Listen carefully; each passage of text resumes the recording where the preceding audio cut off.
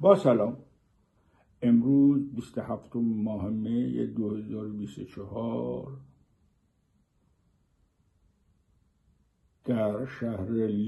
لیلهایمر نزدیک اسلو پایتخت نروژ سومین نشست سالانه یا آزادی بیان نشست جهانی آزادی بیان با کمک پن، نهادهای پن، قلم، انجمنهای قلم و انجمنها و نشریات طرفدار آزادی برگزار می شود در مدت 2 روز، یعنی روز 27 28 و بخشش هم در روز 29 ادامه پیدا میکنه، ولی مراسم اصلی در 2 روز 27 و 28 هست و در این مراسم درباره آزادی بیان،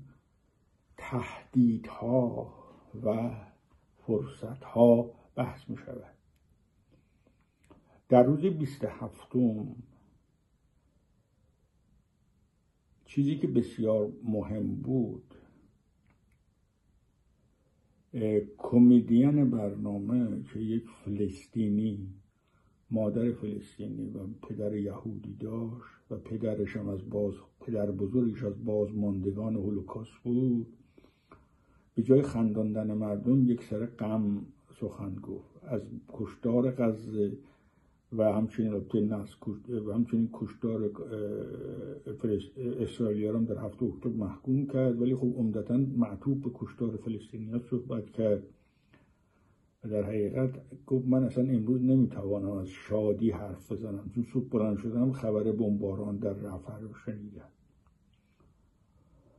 اون چی که او از این جهان گفت و تلخ بودن این جهان، خب احساس یک نفر بود که احساس میکرد درد بر او حال شده است. من درباره کشتار غزه زیاد صحبت کردم و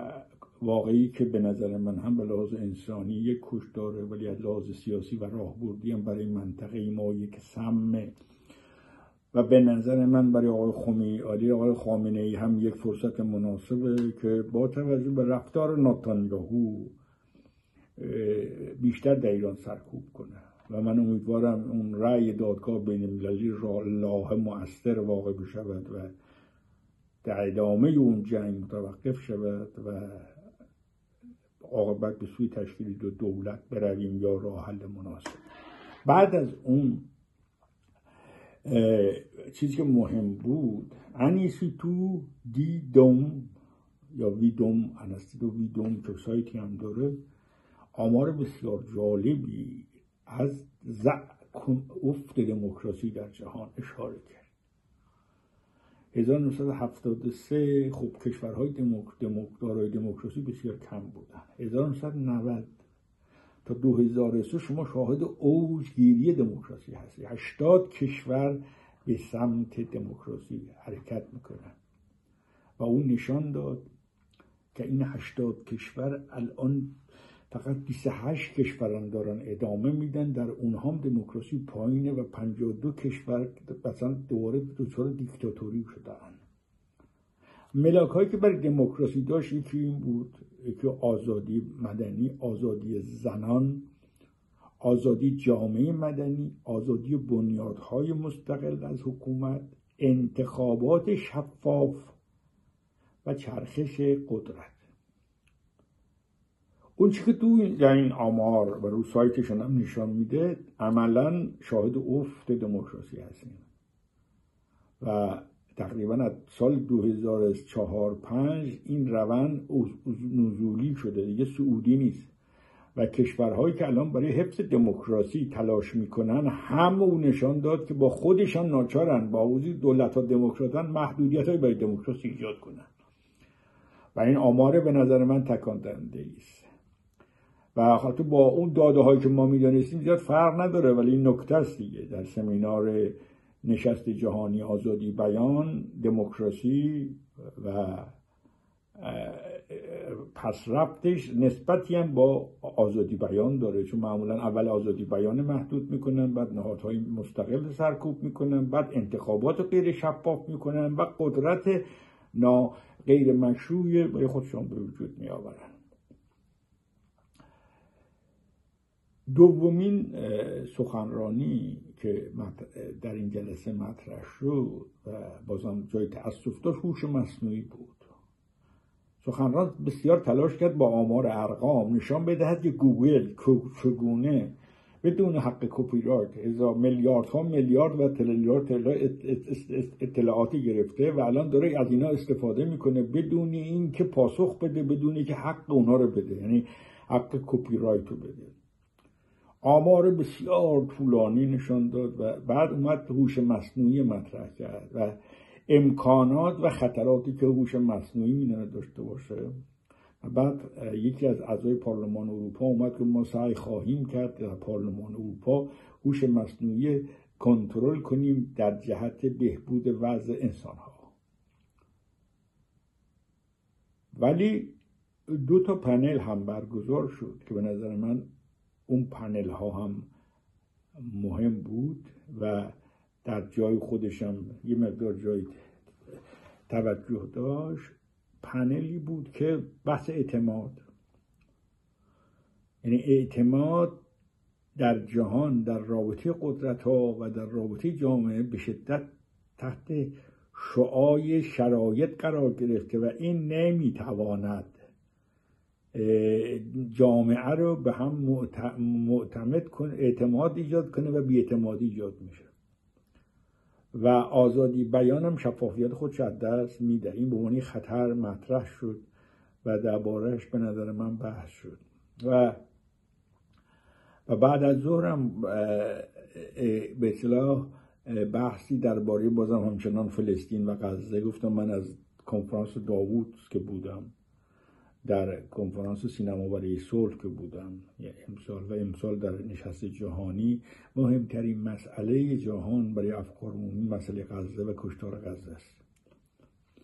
و توضیح درباره که اصلا این داستان چیست و برای پروپاگاند تبلیغاتی و یک نشستم در مورد بازم خطرات هوش مصنوعی و امثاله. خب فردا سمینار ادامه پیدا خواهد کرد با سخنرانی با بازم میزگرد و فردا منم سخنرانی من هم دارم در مورد آزادی بیان و تهدید آزادی بیان در کشورهای ما و مسقش در بعضی کشورهای غربی که خطرناک است و یک زنگ خطر برای دموکراسی است. اما جدا از این بحثا، این نشستات چه تأثیری میتونه داشته باشه؟ خیلی در این نشست چهره‌های متفاوت به خود جوان و میانسالی وجود دارن، از مثلا از بلوچستان، پاکستان یا از کردها، از تونس، از فلسطین، از اسرائیل، از هندوستان، از سوریه، از کشورهای شمال آفریقا، از مکزیک و کشورهای اروپایی، از آمریکا. همه به گونه‌ای در سخنان خودشان سطوحی از آزادی مدنی طلب میکنن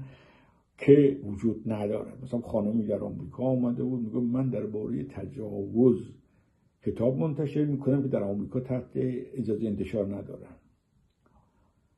مثلا یا نگاه مدنی یا فعالان بلوچ یا فعالان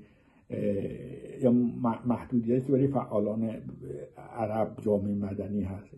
به نظر میاد یک نوع مدنیتی در حال خواست است در نسل جوان که گستردگی خواستگاهاشون هنوز مدیریت نشده است. مدیریت به مفهوم منفی، به مفهوم منفی نمیگم، به مفهوم مثبت میگم، یعنی بیان میشود ما اینو میخوام ولی چگونه به دست میآوریمش زیاد راهبردی نیست. و از یه طرف دیگه نوع خواسته ها هنوز تلفیقی از یک خودمختاری طلبی و کشورسازی با دید مدنی. اگه ما دید مدنی عمده کنیم، عمدتاً باید بتوانیم در روابط دولت‌ها یک تسامح ایجاد کنیم تا کشور جدیدی به وجود بیاوریم و این هنوز روشن نیست. و تنوع جهان و تغییر جهان هم وقت از یک طرف تکنولوژی و این هوش مصنوعی و این اینترنت و این دنیای جدید یک چیز جدیدتر ایجاد کرده است که به نظر من هنوز باید پژوهش کرد. من گاهی دچار یک نوع تشتت میشم، چون ما یه استراتژی داریم رسیدن به آزادی و دموکراسی در ایران از طریق تقویت جامعه مدنی و تغییر حکومت و این حکومت فعلی هم نمیدونه این کار انجام بده. ولی مجموع تضادهایی که تو همین منطقه هست وقتی نگاه میکنیم میبینیم حکومت هم میتواند از خیلی از اینا استفاده کند به نفع دیکتاتوری و به نفع دیکتاتوری و یک نوع نگاه یکسانی باید به وجود بیاد برای دموکراسی در جهان که فعلا نیست و حتی در منطقه، و این خودش کار ما رو سخت‌تر میکند. اگر چه آدم با همون استراتژی ادامه میدهد ولی کار ساده ای نخواهد بود. من سعی میکنم که در یک نوار دیگه روز دوم این سمینارم، سمینار جهانی آزادی بیان یا نشست جهانی آزادی بیان، روز دومشم توضیح بدم و یه در جمع‌بندی هم ازش بتوانم تا حدی ارائه بدم. تغییر رحمانی